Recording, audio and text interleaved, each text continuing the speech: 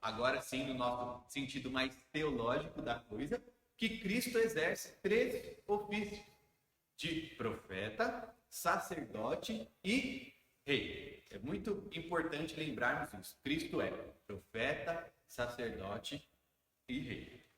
E por isso que a igreja de Cristo, ou seja, nós, exerce também esses mesmos ofícios.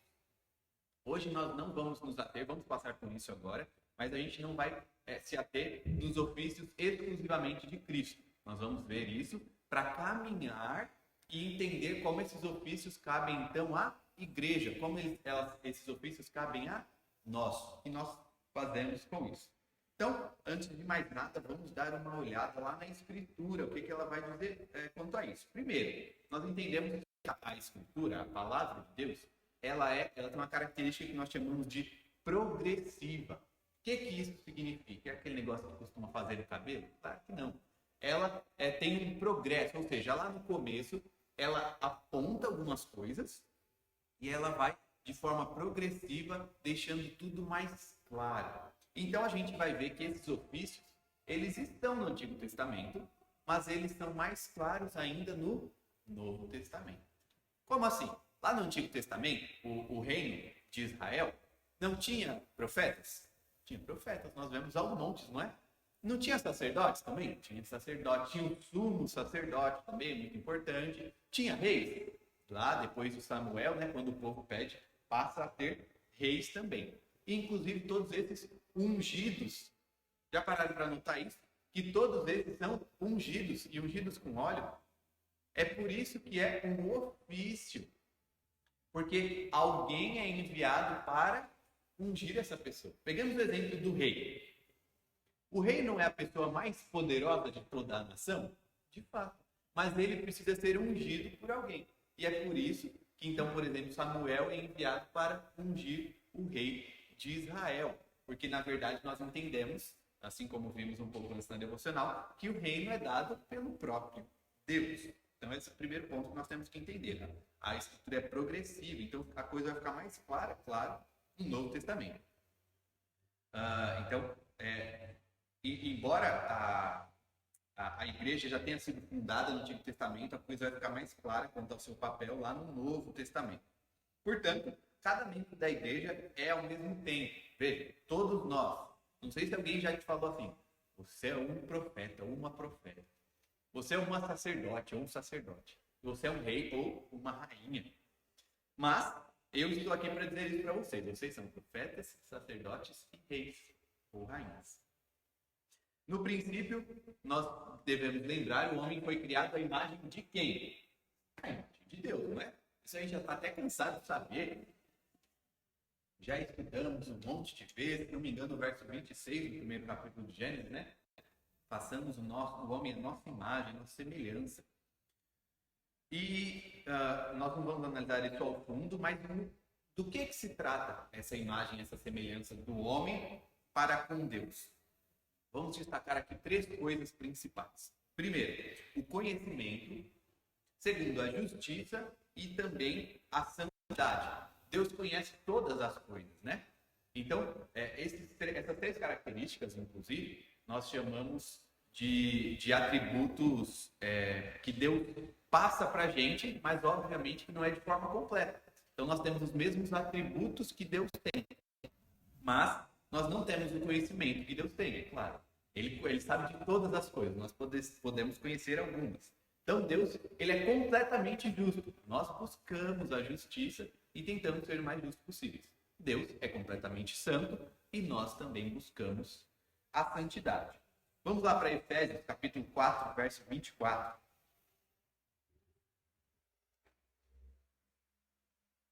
Efésios, capítulo 4, verso 24.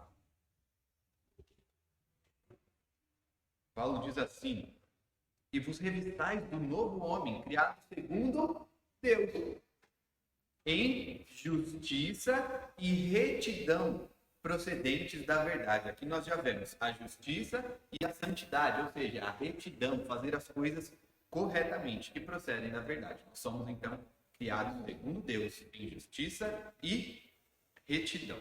um pouquinho mais para frente, passamos Filipenses, chegamos em Colossenses, capítulo 3, verso 10. E vos revestistes do novo homem que se refaz para o pleno conhecimento, segundo a imagem de quem? Daquele que o criou. Veja, agora o conhecimento, pleno conhecimento, segundo a imagem daquele que o criou. Então nós vemos, inclusive, também o Novo Testamento aplicando essas coisas, aplicando essas características a nós, ao corpo de Cristo, à igreja. Mas é claro que nós sabemos que no meio de tudo isso, o homem pecou, não foi?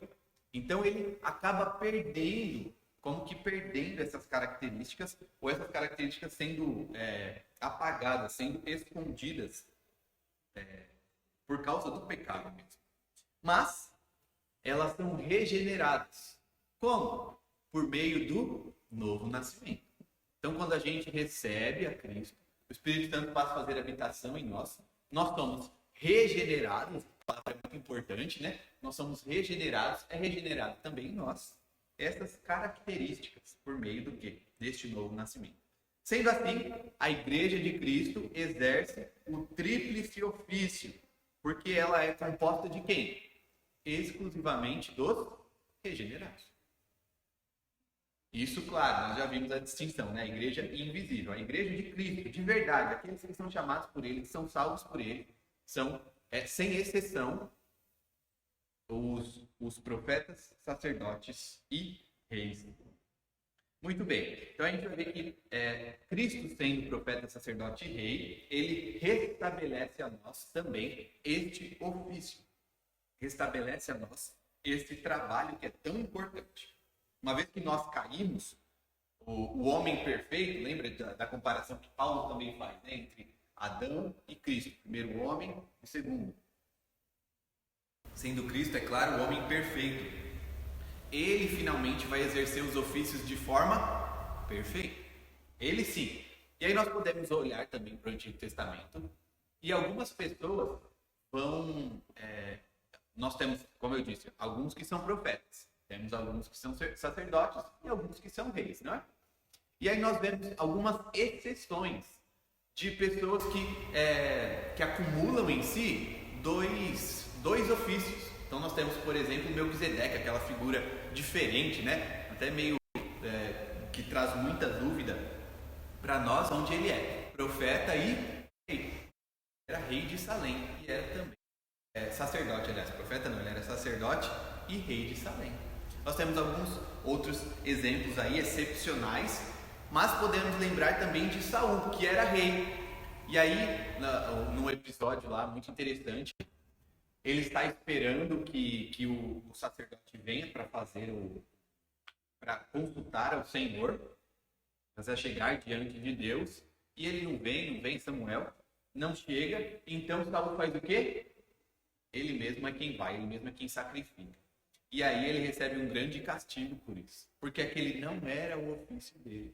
Ele estava tentando tomar um outro ofício que não era papel dele. Então vamos definir aqui um pouquinho o que é esse papel de profeta, sacerdote e rei quanto a Cristo. Primeiro, como profeta, a gente vai ver que Cristo ele representa Deus diante dos homens. Para ficar mais fácil de lembrar, a gente pode pensar que o profeta, quando é exercido o trabalho do profeta, quando se faz boca de Deus, ou seja, a pessoa é profeta e fala da parte de Deus para as pessoas. Então, ele fala da parte de Deus para as pessoas e ele realiza o seu trabalho de profeta. Agora, quanto ao sacerdote de Cristo, ele representa o homem na presença de Deus.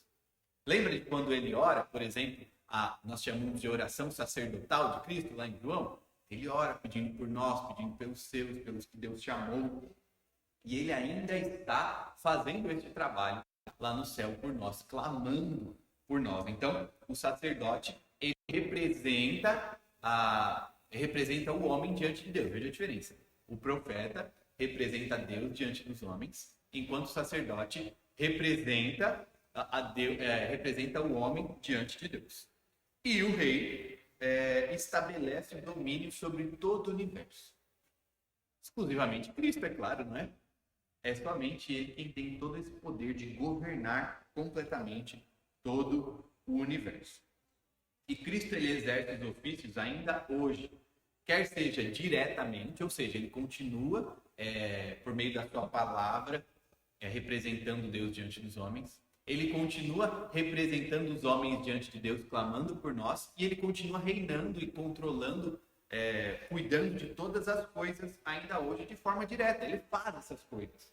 Mas, aí sim nós entramos na nossa questão principal, ele também realiza esses ofícios de forma indireta. Indireta. Por meio de quem? Da igreja dele. Por meio de nós. Então, nós poderíamos pensar, sou um profeta, sacerdote e rei. Somente porque Cristo estende esses ofícios a nós. É um presente, graça. Nós vemos uma história bem legal sobre isso. Vamos abrir lá em Números, capítulo 11. Não vamos ler o texto inteiro, que eu vou passar aqui, mas é Números 11, verso 16 ao 29. Conta uma história aqui. Como disse, não vamos ler tudo, mas eu vou resumindo aí para os irmãos. Vocês vão acompanhando conforme eu digo. O que aconteceu aqui nesse episódio? Dá uma olhada aí no verso 16. Vou contando mais ou menos o que acontece. Primeiro, são chamados 70 homens dos anciãos de Israel. São escolhidos para ajudar Moisés no governo do povo. Então, eles devem ajudar ali Moisés a governar esse povo. Nós vimos isso, não é? Numa pregação anterior, que alguns são escolhidos para prestarem auxílio a Moisés. Então, no verso 25, vamos dar um pulo lá para o 25, na hora marcada, eles estão lá reunidos no tabernáculo. E eles estão reunidos por causa de uma coisa, para receber o Espírito. Tem Espírito Santo no Antigo Testamento? Sim, gente, olha aí. E aí, 68 deles, lembra, era 70, não era? 68, eles estão lá, fizeram o correto, né? Conforme a hora marcada, estavam lá para receber o Espírito. O Espírito desceu sobre eles e eles profetizaram. Ainda uma coisa curiosa aí no verso 25. Deixa eu ver aqui. Não vai errado. Eu falei o capítulo certo, né? Capítulo 11, 16 a 29, certo? Eu que estava aqui. Então, olha aí. Capítulo 11, verso 25. Então o Senhor desceu na nuvem e ele falou, e tirando o Espírito que estava sobre ele, e o pôs sobre aqueles 70 anciãos. Quando o Espírito repousou sobre eles, profetizaram, mas depois nunca mais. Somente uma vez. Foi ali e acabou. E aqui no verso 25 ele fala que esteve sobre os 70 anciãos. Porque de fato esteve. Veja aí como continua. O verso 26 conta pra gente que havia ainda outros dois que não estavam lá no lugar e na hora marcadas. Cujo nome era Eldade e Piedade. Eles não se reuniram com os outros perto do tabernáculo. Mesmo assim, o Espírito desceu sobre eles também e eles profetizaram no campo. Aí é que vem a história mais maluca do negócio, verso 28 ao 29. Alguém vai lá, informa Moisés do que aconteceu, e aí Josué disse assim: meu senhor Moisés, impeça-os. Então, nós temos uma atitude estranha, né? Poxa, o pessoal está lá profetizando, eles receberam o proíbio, como está escrito aqui na nossa versão. E ele está falando para proibir de fazer esse serviço. Verso 29. Porém, Moisés lhe disse: tens tu ciúmes por mim? Tomara todo o povo do Senhor fosse profeta, que o Senhor lhes desse o seu Espírito. Qual que é a questão aqui? Quem exercia esse papel de profeta de forma maior e para todo o povo era quem? Moisés. Josué vê isso acontecendo entre todos esses homens, inclusive os que foram, podemos dizer, um pouco negligentes. E ele fala, ué, mas como assim? Mas Moisés tem a cabeça no lugar. Ele fala, quem me dera fosse todo mundo profetizasse assim. Todo mundo falasse da parte do Senhor. Queridos, nós podemos dar graças hoje. Porque aquilo que Moisés desejou nesse episódio acontece. O Espírito já desceu sobre nós. E nós já podemos falar da parte de Deus. Entendam profetizar. Muitas vezes nós podemos entender que profetizar é falar o que vai acontecer no futuro ou coisa do tipo. Não, profetizar é falar da parte de Deus. Quer seja do passado, quer seja do presente ou do futuro. Profetizar é falar da parte de Deus. Então, aquilo que Moisés desejou tão antigamente é nos dado de forma completa. Somos todos profetas do Senhor. Quer sejam homens, quer sejam mulheres.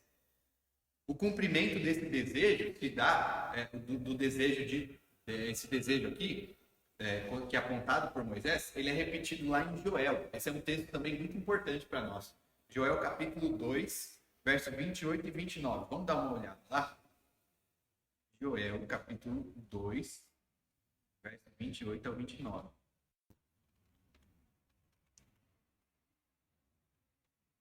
Depois de Daniel, depois de Oséias, Joel. Olha a promessa que Deus faz lá em Joel capítulo 2. E acontecerá depois que derramarei o meu espírito sobre toda a carne. Vossos filhos e vossas filhas profetizarão. Vossos velhos sonharão. E vossos jovens terão visões. Até sobre os servos e sobre as servas derramarei o meu espírito naqueles dias. Quando é que isso se cumpre? Eu quero ouvir de vocês. Quando que essa promessa aqui de Joel se cumpre na história? Me arrisca? Já demos uma olhada, hein? Lá em Atos capítulo 2, quando desce a língua de fogo, né? Que é o Espírito de Deus. Ele desce, e aí nós já vimos a igreja, então se espalha de forma mais rápida, mais completa por todos os campos. É lá que essa profecia se cumpre, lá em Atos capítulo 2, descrito nos versos 1 ao 4. Então, pensando ainda no ofício de profeta, quando é que nós exercemos este ofício? O que é que nós fazemos? Primeiro, quando nós ensinamos aos outros tudo aquilo que Deus falou através de Cristo. Este é um bom trabalho. Trabalho de profeta. Falar daquilo que Deus fez. Veja só. Antigamente a pessoa tinha que ser ungida profeta, separada. Lembrando, uma coisa importante para o profeta é que ele tenha conhecimento. Então, tendo esse conhecimento, nós podemos passar aos outros, podemos ensiná-los. Se os irmãos quiserem abrir, fiquem à vontade, mas eu vou ler aqui Mateus 28, do 18 ao 20. E Jesus, aproximando-se, falou-lhes, dizendo: toda a autoridade me foi dada no céu e na terra. Lembram do que eu falei de ofício? Que a autoridade é dada? Isso mesmo. Então nós poderíamos pensar aqui nesse primeiro versículo. Cristo não tinha autoridade? É claro que ele tinha. Ele é o próprio Deus. Mas ainda em certo sentido a autoridade é dada a ele, porque daí ele cumpre o ofício. Seguindo, ide, portanto, aliás, por meio dessa autoridade, ele diz: ide, portanto, fazei discípulos de todas as nações, batizando-os em nome do Pai, do Filho e do Espírito Santo. Que mais? Ensinando-os a guardar todas estas coisas que vos tenho ordenado. E eis que estou convosco todos os dias, até a consumação do século. Alguns parecem, por vezes, esquecer, pensar: vamos fazer discípulos de todas as nações, batizando em nome do Pai, do Filho e do Espírito Santo. Fazer discípulo está bem explicado no verso seguinte: ensinando a guardar todas as coisas que vos tenho ordenado, tudo aquilo que Cristo ordenou. Então, esse é uma das formas de nós realizarmos o ofício de profeta, ensinarmos o que Cristo ensinou. Outra forma, aí nós vimos em Mateus, vemos também em Marcos, né? Quando Jesus se despede, lá em Marcos 16, 15.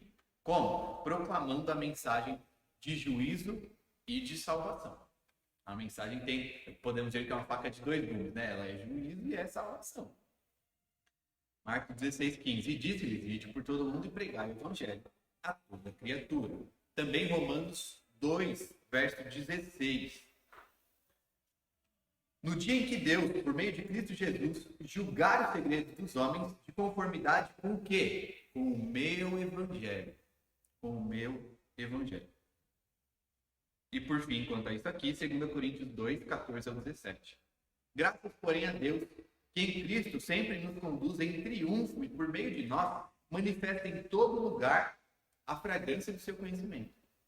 Porque nós vamos para com Deus o bom perfume de Cristo, tanto nos que são salvos como nos que se perdem.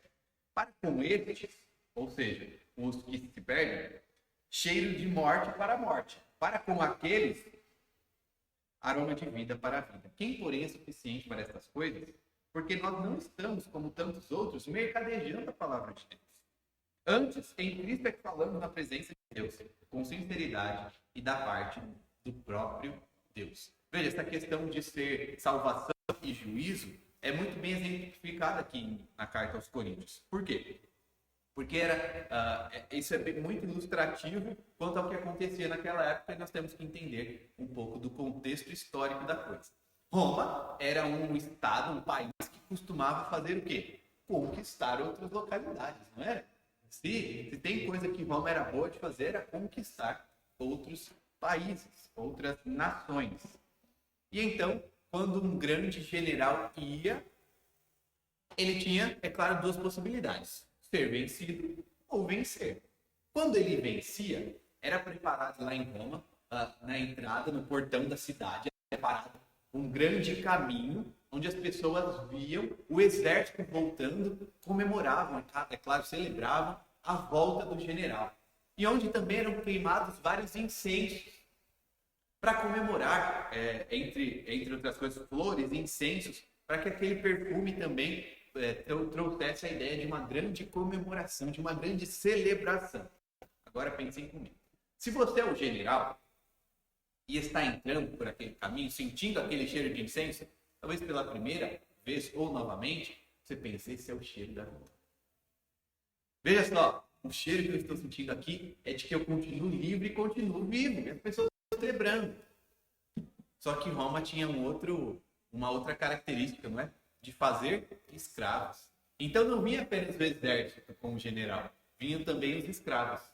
E ao ver toda essa celebração, e certamente esse cheiro que vinha também, era o cheiro de quê? De escravidão. Assim também é com a mensagem de Cristo. Aqueles que a recebem, salvação. O aroma perfeito, agradável. Agora, para aqueles que não recebem, é condenação. E é claro, e a condenação nenhuma agrada a ninguém. Terceiro ponto e último, quanto a sermos profetas, é que nós devemos ser, como igreja, já vimos isso semana passada, coluna e baluarte da verdade. Está lá em 1 Timóteo 3,15, para que, se eu tardar, fique ciente de como se deve proceder na casa de Deus. Casa de Deus que é o quê? Que é a igreja do Deus vivo, coluna e baluarte da verdade. Aqui semana passada, mas aqui vale a pena. Baluarte é o seguinte: as muralhas elas se encontravam, né? Como se fosse uma esquina, então era comum fazer um formato de lança ali para que pudesse ficar melhor protegido aquele local. Tudo bem aqui quanto ao ofício de profeta? Apenas relembrando como podemos ser profetas, basicamente pregando a palavra de Deus, indo e falando, ensinando. Queridos, Cristo nos deu esse ofício. O que nós devemos fazer? Responder com todo o coração e com toda a nossa ação, não é mesmo? Nós devemos ir e pregar o Evangelho. Alguma dúvida? Tudo bem. Vamos então quanto à questão do sacerdócio. Talvez o exemplo mais notável desse ensino seja quando, lembrem comigo, Cristo está lá crucificado e aí quando ele morre acontece algumas coisas, né? Entre elas, o véu do templo se rasga. Nós não temos o número completo, mas quando nós vemos ele sendo construído, se não me engano, lá em Êxodo capítulo 26, descreve um pouco sobre o véu, né, que dividia ali o Santo dos Santos. E certamente era um véu muito pesado. Vocês já tentaram, sabe quando chega compra em casa, e aí você vai jogar no lixo? Eu não sei se vocês têm essa prática de rasgar. Então, junto umas 3 ou 4, você vai rasgar elas no meio. A primeira vez que rasga, tá tudo bem, né? A gente coloca tudo junto de novo. Aí a outra já fica um pouquinho mais complicado. Aí quando fica aquele bloco de papel, a gente não consegue mais rasgar, né? Certamente o véu era algo grande, de uma largura muito grande para separar de fato o Santo dos Santos do resto do tabernáculo ali. E quando Cristo morre, é descrito que o véu é rasgado. Por quê? Que imagem interessante, não é? O véu separava, então, o lugar santo do lugar santíssimo. Ali no Santo dos Santos, ninguém podia entrar, senão apenas o sumo sacerdote e uma vez por ano. Só uma pessoa, somente um, o sumo sacerdote. Não era, os sacerdotes podem entrar. Não, o sumo sacerdote pode entrar. E apenas uma vez por ano para trazer o sacrifício para todo o povo de Israel. Por quê? Por que esse lugar era tão importante assim? Porque Deus se fazia presente ali de forma especial. Lembre da arca, não é? Nós tínhamos lá os querubins e aí Deus estava presente ali. Deus Pai estava presente ali entre os querubins. Na antiga dispensação, como eu estava dizendo, apenas somente o sumo sacerdote, era uma pessoa só. É exclusivo. Imagina um negócio exclusivo. Era isso, era entrar no Santo dos Santos. Você imagina como devia ser a conversa? O que será que tem lá no Santo dos Santos? São sumo sacerdote, uma vez por ano. Certamente tinha curiosidade. Até entre nós aqui, é normal que haja curiosidade. Como será que Deus se fazia presente ali, não é? Não sabemos, mas sabemos que ele estava ali. Então ele entrava lá naquele lugar e aspergia o sangue sobre o propiciatório.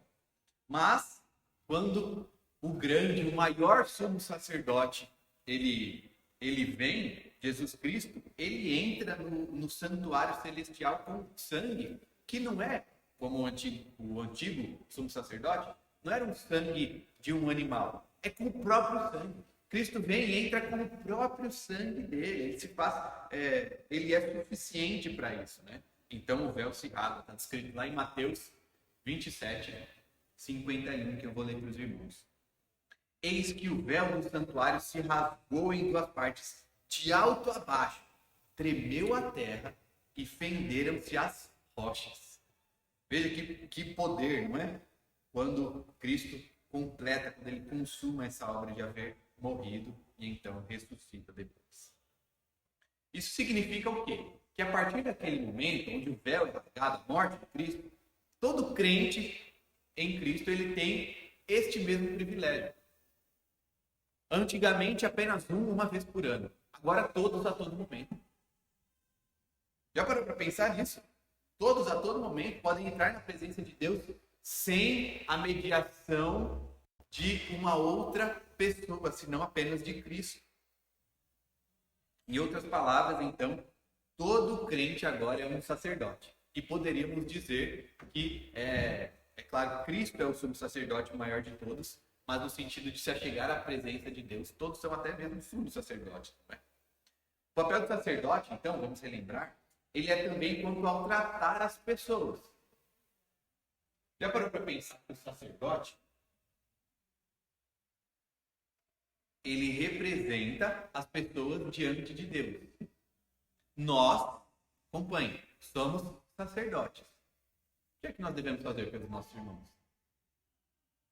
Apresentar eles diante de Deus. Nós devemos orar uns pelos outros. E nós devemos lembrar, antes de falar quanto à oração, nós devemos lembrar que nós não vamos agora mais tratar uns aos outros por meio da sua justiça própria. Como assim? Eu não olho mais para o meu irmão ou para a minha irmã e penso, poxa, ele não merece ser tratado desse jeito. Olha o que ele fez. Olha aquilo ali. Olha esse pecado. Não. Sendo sacerdotes, tendo o ofício do sacerdócio, nós não olhamos mais para a pessoa e pensamos, olha só a história dele, olha só a história dela, olha só o que eles já fizeram. Nós olhamos para as pessoas e pensamos, olha o que Cristo fez por ele, olha o que Cristo fez por ela. Nós devemos tratar uns aos outros dessa forma. Isso é também exercer o sacerdócio, o ofício que Cristo estendeu a nós. Nós exercemos isso também cuidando uns dos outros. Lá em Hebreus, capítulo 3, verso 13. Vamos abrir lá em Hebreus, temos 2 textos. Os irmãos conseguem acompanhar aí a leitura.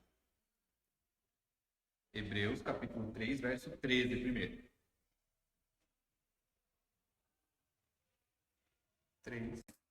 13. Vamos ler o 12, que ele traz um contexto aí. Tende cuidado, irmãos, jamais aconteça haver em qualquer de vós perverso coração ou de incredulidade que nos afaste do Deus vivo. Veja, essa é a preocupação, não é? Apresentada pelo autor. No 13, resolução. Pelo contrário, exortai-vos mutuamente, cada dia durante o tempo que se chama hoje, a fim de que nenhum de vós seja endurecido pelo engano do pecado. Ou seja, nós devemos exortar uns aos outros.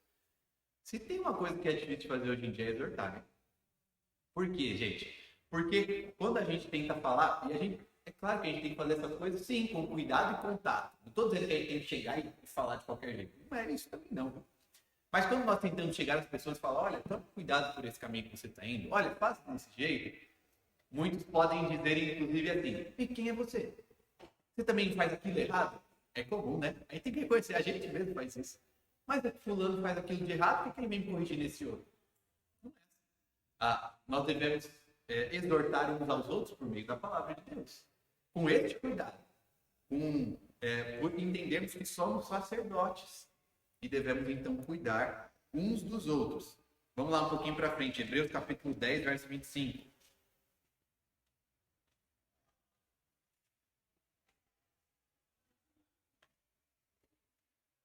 A gente pode adicionar aqui, no nosso contexto, apenas brincadeira, a gente não adiciona nada à Bíblia, tá, meus? Mas poderíamos colocar aí no começo em dia frio ou em dia quente. Agora sim, não deixemos de congregar-nos, como é costume de alguns. Antes passamos admoestações e tanto mais quanto vedes que o dia se aproxima. Admoestando uns aos outros. Podemos dizer, dando a puxada de orelha. Isso tem que fazer parte da nossa vida, gente. Só que agora a gente vive no tempo do que a gente tem que aceitar sempre que o outro faz. É apenas o amor, é apenas o amor. Sim, é o amor. Mas que amor é esse? Que não puxa a orelha um do outro. Os irmãos aqui com filhos, ou talvez sobrinhos mais novos, sabem como funciona a coisa, como que é o amor, não é? Você deixa o seu filho lá e fazer o que ele quiser, sabe que vai dar errado, você vai deixar de fazer? Vou porque eu amo. Ué, ama mesmo? Se ama mesmo, não deixa. Se ama mesmo, chama atenção, deixa de castigo, enfim. Deve ser assim entre nós também, queridos. Nós devemos, sempre falo isso, principalmente nas nossas conversas no conselho, eu falo, queridos, nós devemos ter abertura uns com os outros. De chegar e falar mesmo. E digo isso aos irmãos sem medo nenhum. Nós devemos ter abertura de chegar uns aos outros e falar. Os irmãos têm, inclusive, deixar isso bem claro, têm livre acesso a mim para falar, pastor, será que não era melhor fazer isso daquele jeito, daquele outro? Pode ser que eu até diga que não. Mas nós devemos exortar uns aos outros. Devemos ter esse tempo de conversa, de cuidar. Isso é cuidar uns dos outros. Nós devemos cuidar uns dos outros. E voltemos a uma outra questão. Não me lembro agora se a gente vai chegar aqui nisso. Eu acredito que não, quanto ao sacerdócio. Apenas mais lá na frente, mas eu vou puxar um pouco para agora. Não é apenas uma pessoa que é sacerdote. Alguns vão dizer que, algumas outras formas de enxergar o cristianismo, vão dizer que apenas um que exerce todo esse ofício de sacerdócio, não é? Seria apenas um clero. Queridos, isso é trabalho nosso. De todos que são membros da igreja, que são igreja de Cristo. Então, por exemplo, alguns vão dizer que nós devemos confessar os nossos pecados para determinadas pessoas. O nosso pecado, ele deve ser, é claro, primeiramente, dito ao Senhor, diante dele. Mas nós podemos fazer isso entre nós, quaisquer um de nós. Tiago fala isso lá no seu último capítulo. Nós devemos orar uns pelos outros, uns com os outros. Exortando uns aos outros, é claro. Isso não é papel de um só homem. Assim como não é papel, alguns vão dizer que é papel exclusivo do Papa, e nós dizemos, não, a gente não é nem católico, como assim? Mas esse entendimento católico, entende o que eu estou dizendo, acaba chegando a nós em que sentido? De que, talvez o pastor é quem deva fazer isso. Ele deve, mas não é trabalho exclusivo, isso é de todo crente. E a gente não deve ver isso como um peso, senão como uma bênção. Esse trabalho é estendido a todos nós devemos fazer isso uns pelos outros. Muito bem. Então, outra forma de fazer isso é interceder pelos outros e pelo mundo. E aí a gente até, isso, claro, quanto ao papel do sacerdócio. Efésios 6,18 diz assim: com toda oração e súplica, orando em todo tempo no Espírito, e para isso vigiando com toda perseverança e súplica, por quem? Por todos os santos. Sempre orar uns pelos outros. 1 Tessalonicenses 5,17, o pessoal já sabe de cor, que eu sei que é orar e sem cessar, né? Esse ficou até fácil. Mas vamos ler também 1 Timóteo 2, versos 1 ao 4. 1 Timóteo 2. Quem achar pode ler, por favor. 1 Timóteo capítulo 2, versos 1 ao verso 4. Antes de tudo, pois, exorto-se a prática de súplicas, orações, intercessões, ações de graça em favor de todos os homens, em favor dos reis e de todos os que se acham revestidos de autoridade, para que vivamos vida tranquila e mansa, com toda a piedade e respeito. Isso é bom e aceitável diante de Deus, nosso Salvador, o qual deseja que todos os homens sejam salvos e cheguem ao pleno conhecimento da verdade. Veja só, se no momento a gente entende que nós devemos orar uns pelos outros, de fato devemos. Agora Paulo para Timóteo vai falar que a gente deve orar até por quem? Pelos nossos governantes. Mas ele é tão ruim, aquele fulano lá não, aquela lá não dá. Ore por eles. Quem foi que colocou ele lá? Foi o próprio Deus. Ore por esses homens, por essas mulheres. Ore sim por eles. Nós devemos orar por eles. Nós acabamos entrando no versículo aqui, o qual deseja que todos os homens sejam salvos. Aí alguns vão usar esse versículo apenas fazendo parênteses para não passar batido na coisa. Levaremos uma aula inteira para falar sobre a vontade de Deus, no mínimo, né? Mas nós entendemos que sim, é vontade de Deus que todos os homens sejam salvos, no sentido em que ele não tem prazer na morte do ímpio. Ele não tem prazer em que das pessoas irem para o inferno. Mas aí nós vamos diferenciar aí a vontade de Deus. A vontade, por exemplo, decretiva de Deus. É a palavra dele. Está aqui, ó. Por exemplo, vamos lá para os 10 mandamentos. Não furtarás. Deus quer que você furte?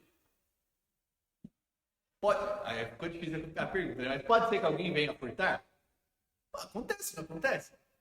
Isso é contra a vontade de Deus? É contra a vontade de Deus, porque ele nos dá também a liberdade de fazer essas coisas, certo?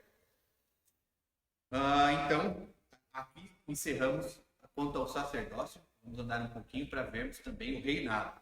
Tem alguma dúvida aqui quanto ao sacerdócio, meus irmãos? Tudo bem? Então vamos dar uma olhada aqui no reinado, um pouquinho menor. A gente consegue, dá tempo. Vamos lá para Apocalipse. Apocalipse, capítulo 1.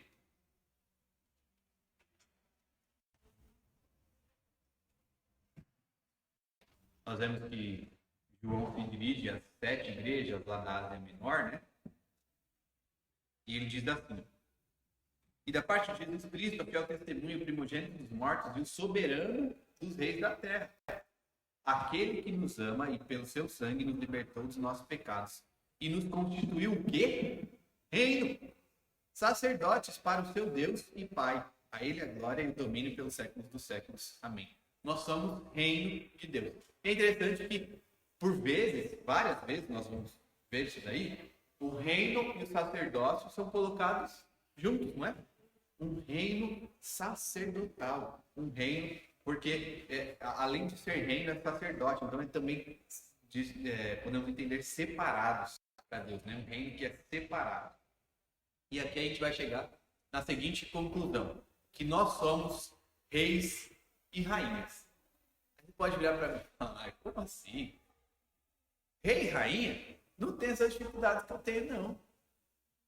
Às vezes chega a conta lá em casa, não dá nem para pagar direito. Ou então tem que parcelar. Rei e rainha não passa essas coisas. Gente, passa assim. Eu estou falando de rei e rainha de verdade. De coisa que importa. Como que nós podemos exercer esse reinado? Antes vamos entender, é claro, o que é o rei. O rei é aquele que governa sobre todas as coisas. Hoje em dia nós temos ainda alguns reis e rainhas por aí, não é? Por exemplo, lá na Inglaterra, nós temos na Holanda, temos alguns outros países aí que me foge agora a memória, que eles são reis e rainhas. Mas eles não exercem o reinado de verdade. Não aquele reinado que nós estamos acostumados a ver. Antigamente era o rei que mandou estar feito. Ele chegava, o povo até abaixava. É o rei, é o grande rei. Eu estou falando desse rei de verdade mesmo que a gente é. Porque nós de certa forma, dominamos sobre toda a criação, em primeiro lugar, mas também nós exercemos alguns trabalhos dignos, inclusive de reis e de rainhas. Vamos lá para 2 Coríntios 2,15.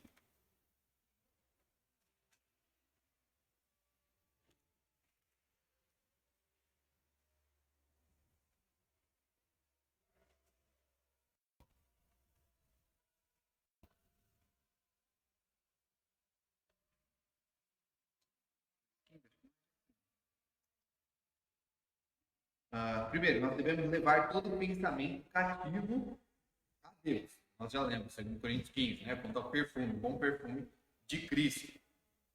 E nós também devemos levar os povos à obediência do Rei dos Reis. Mas, outra forma de entender isso. Vamos lá para Apocalipse. Aliás, antes de Apocalipse, vamos para Êxodo 19:6. Vamos voltar para depois a gente ir para frente. Êxodo 19, verso 6.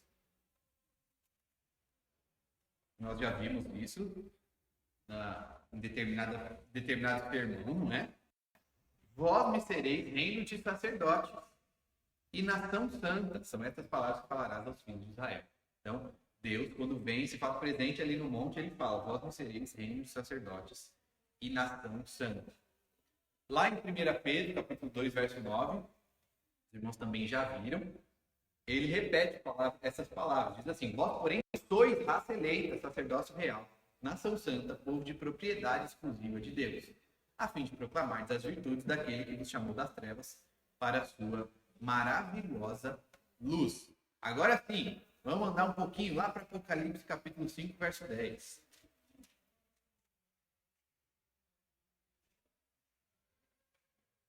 Veja a imagem do que está acontecendo aqui, é importante. Cristo vai abrir os selos do livro que ninguém podia abrir, o livro que está selado com 7 selos. Cristo, por ter havido vencido a morte, ele pode abrir estes selos. Então, nessa imagem, ele vem, João chora, e aí Cristo aparece e ele pode abrir os selos, e de fato ele o faz. E é nessa imagem, nesse contexto, que os anciãos, isso, vão entoar um cântico a Cristo. E no meio desse cântico, Apocalipse 5:10 diz assim: e para o nosso Deus os constituíste reino e sacerdotes, e reinarão sobre a terra. Dentro de todo o trabalho que Cristo faz, ele faz nos tornar reis, e nós reinaremos sobre toda a terra. Outra coisa importante que um rei faz, lembremos que a característica de um rei é a justiça, né? Ou ao menos deveria ser. Deve ser justo, deve conhecer da justiça. E aí a gente vai lá para 1 Coríntios 6. Que vai apresentar um conceito para a gente muito importante. Espero que os irmãos fiquem pensando nisso o dia inteiro. 1 Coríntios 6. De como que a gente exerce a justiça real mesmo. E vamos exercer de forma mais completa ainda.